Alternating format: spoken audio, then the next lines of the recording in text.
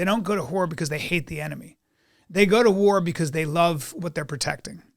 And if you want to get young men to fight valiantly, if you want to get young men to die for a cause, right, you need symbols for them to march under. You need slogans. You need that sort of, you need something that they can get behind. And it's usually love of country. Or well, entertainment. And I think that one of this I don't know if that sustains. It's a very interesting question. So P.J. O'Rourke has a beautiful passage where he says that someone experienced what used to be called the drunk delight of battle before we decided that war was a bad thing. The drunk delight of battle. Yeah. Well, that's but when the young men marched off to the Civil War and certainly World War I. Yeah. Not so much World War II, but certainly World War I. They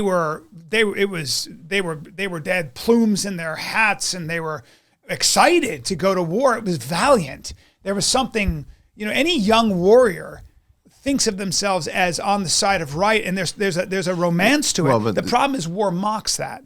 When you used to talk to somebody who's been in war makes a mockery of whatever you thought was right and wrong, or whatever you thought was good guys, bad guys kind of stuff. Well, it's certainly about honor and courage and all those things. So certain kinds of warfare are incredibly demoralizing. So the bouncing Betty that was developed, I think, by the Germans was feared because of the kind of injury that inflicted. Something that would kill you would be different than something that would maimed you in a particular way. And in a weird way, I think that dueling in a way that was unlikely to be fatal. So the two people could fire at each other and experience the thrill of likely not dying, right?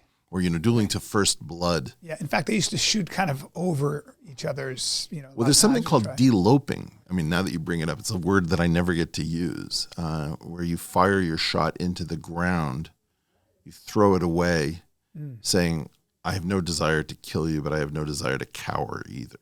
Yeah, that's. So this was.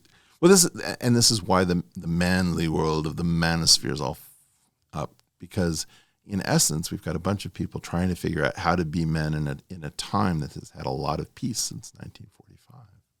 Well, this is Texas, my friend.